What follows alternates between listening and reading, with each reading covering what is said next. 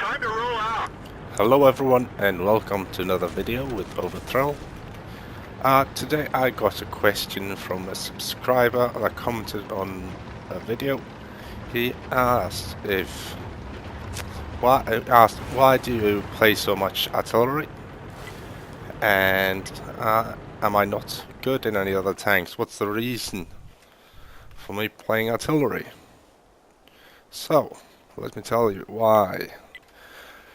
Back in the days, about I don't know, maybe a year after the game was being released, the computer I had at the time was not able to catch up with the progress of graphics being implemented into the game. It was getting slower. I was having trouble with the FPS. So my FPS was within the range of between a 7 FPS up to 12, maybe 14 at the most. With such low numbers of FPS, it got almost impossible to play normal tanks. But I figured out that when I played artillery, the top-down view requires a lot less FPS to be able to fight efficiently and fight well. So that's when I started to get this interest of artillery playing.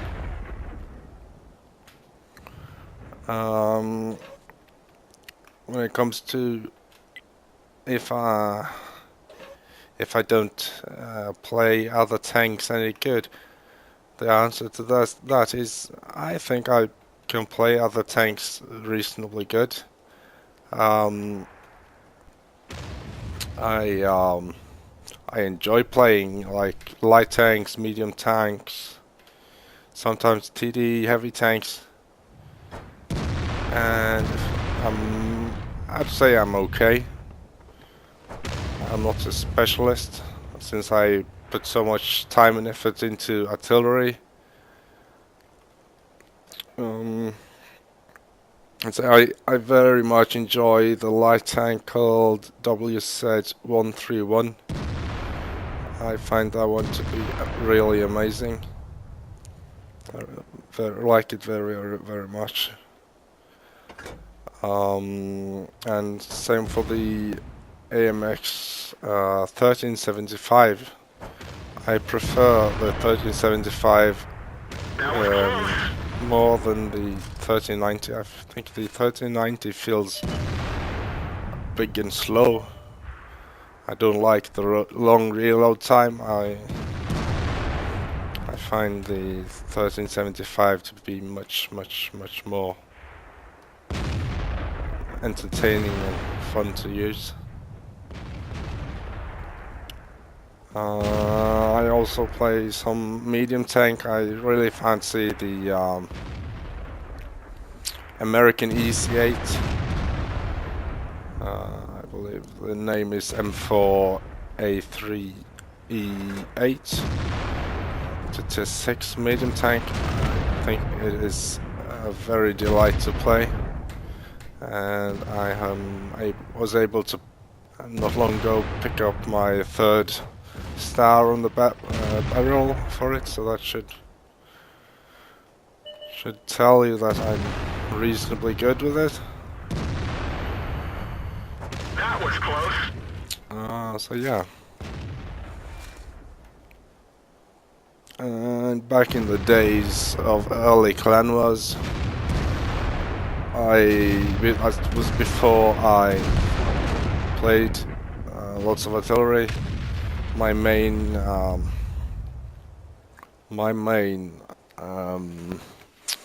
my tank class was TDs. I played TDs in clan wars quite a lot.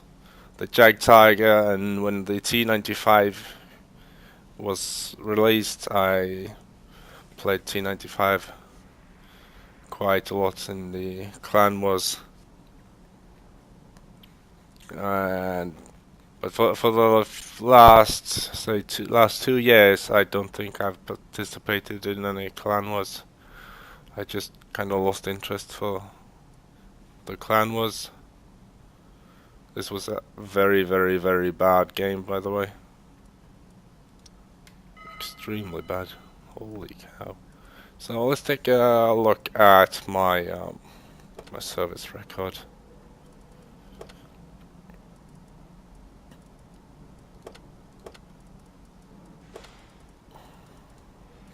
As you can see, the top 3 artilleries.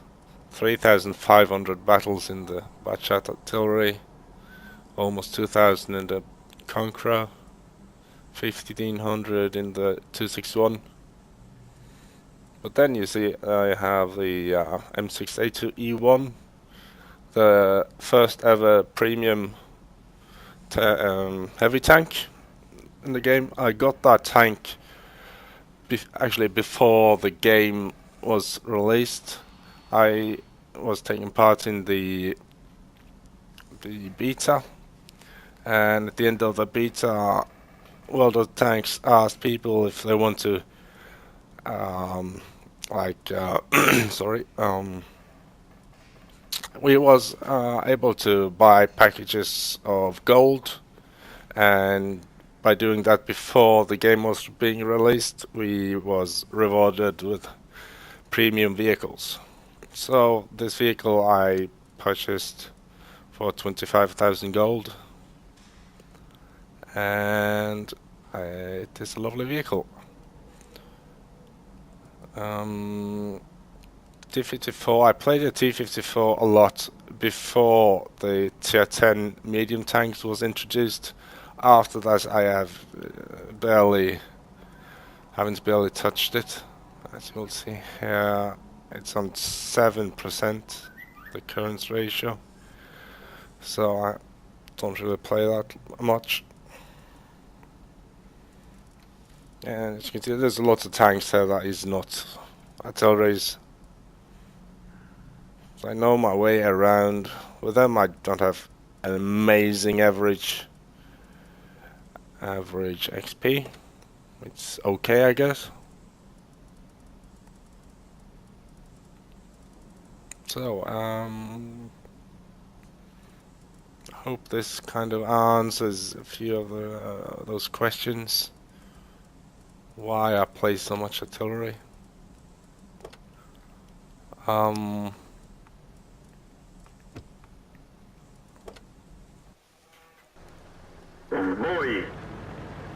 And the idea behind this YouTube channel was actually to have it consisting mainly of artillery play. I got the idea after I helped Quickie Baby out with his Light Tank 15 mission, and I joined him for a few live streams and so on, and I figured why not give it a shot and make a channel for artillery play, as I'm not aware at least of any channels that is focusing on mainly on artillery. I guess there is, but I don't know of them anyway. So that's the idea behind this channel. And of course I will upload now and then good replays in other tanks as well. As you might have seen, I have uploaded a video with a Tortoise where I did my TD-15 mission for the T-55A, that was. And I have also uploaded a video where I play my M6A2E1 to show you how ridiculously powerful its armor is. And yeah, I think it's only those two so far, but there will be more videos with normal tanks, but it will mainly be It will mainly be artillery, of course.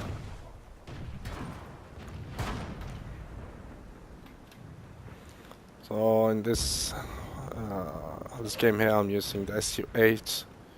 I used to like this artillery very much before. Oh, I hit him. Back in the days before the introduction of T10 artilleries. The artilleries that now is T10 was Tier 8. And so this SU-8, instead of being a Tier 6, it was Tier 5. And it was, of course, this was before quite a few nerfs ago, so it was accurate and it was fun and it was good. It's still good, but it's not as good as I remember it to be. It's been amazing. Close one there. Maybe it would be easy to hit the Firefly.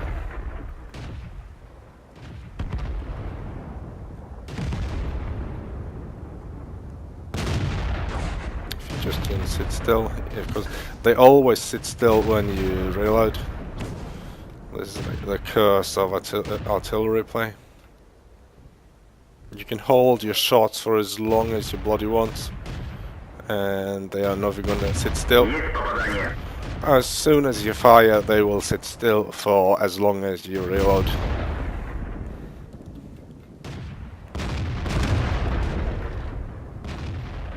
I've not had too much of impact in this game either. I have had a very bad day of artillery that, just as I click, he stops. And some RNG there. Stalin guided my shell. As Quickie Baby would have said it. Yeah.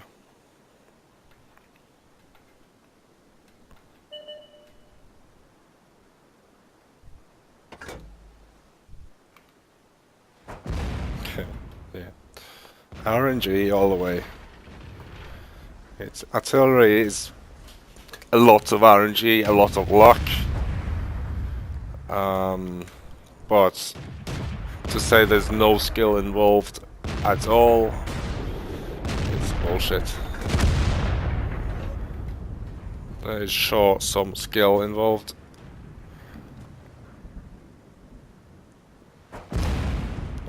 The skill would be to foresee events on the battlefield. When I see above and there's a few tanks here and there, I can predict where it's most likely for them to go, if they're gonna go in a straight line, if they're gonna curve, go hide behind some wreckage, whatever. Those are the things I need to predict in my in my battles. But you can't argue the RNG of where the shells hit within the aiming circle. So I need to hit pretty much dead center here for it to be able to kill him. There I hit dead center, but he kept moving out of the way, so it's a lot of RNG to it. But also you need to know your artillery. All artilleries have different velocity of the shells, meaning some of them travel super fast through the air and some of them are quite slow through the air. So you need to know how much time it will take, and you will get this feeling how much lead you will have to put on the shell to be able to hit him if he keeps going for full speed, if he stops, if he do maneuvers. So not two not so very good games there. It will be a bit disappointing to upload this. Бой начинается. So what more is there to say about artillery? Well, all the artilleries of the different nations have different perks and drawbacks. This team is clearly just giving a damn shit about the right flank. Say this 261, is the Russian one. Perk of this one is that the arc of the shell is long and flat. That can be a good thing and can be a bad thing. On small maps it could be very painful, and on city maps. But on large maps it is a very accurate artillery, and it could be a very good thing.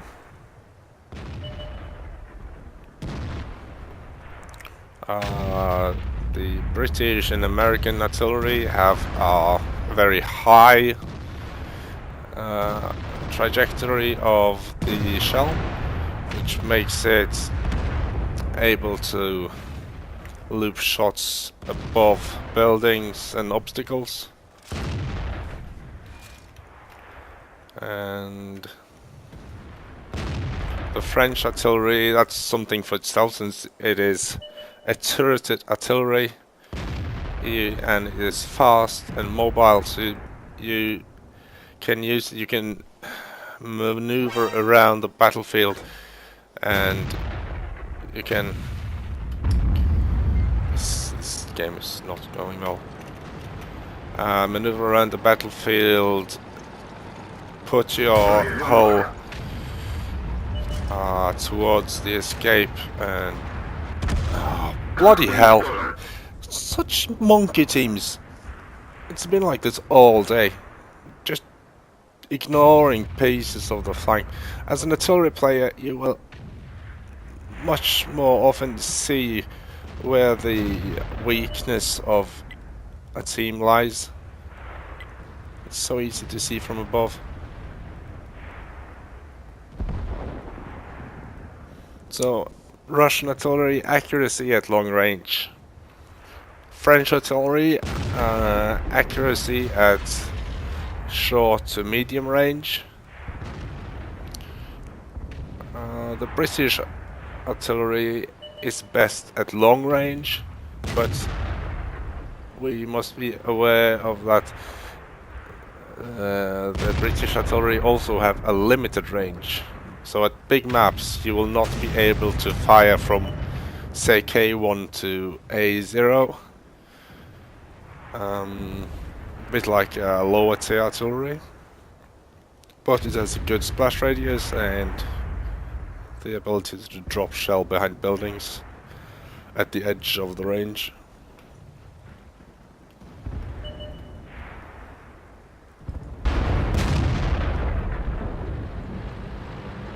Another thing you will never see me do is countering artilleries.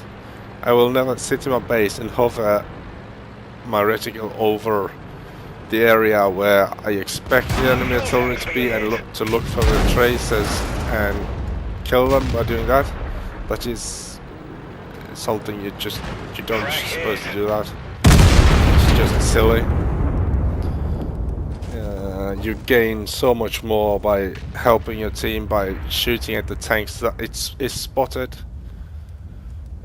and taking them out. So, and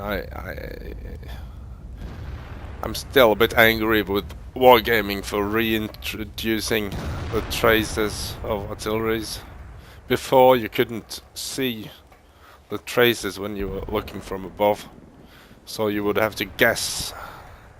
If you thought the artillery was in the bush, you could drop a shell there, and sometimes you got lucky and it was so much more rewarding. I don't know. It's all part of the balancing factor, I guess. Although artillery is, for people like me who have experienced the artillery all the way from unnerfed and then being nerfed and nerfed again and nerfed again and then nerfed again. It's it's a bit disappointing, but I can understand why, because I know myself that it is so bloody fucking shitty annoying when you have a brilliant game in your heavy tank and then the enemy artillery just derps you in the face and you die. So yeah, well, thank you very much for watching this video, and please subscribe and maybe like the video if you enjoyed this. If you didn't like it, then dislike it. It's easy as that. I'm an artillery scumbag again. You are free to dislike it or like it as you may please.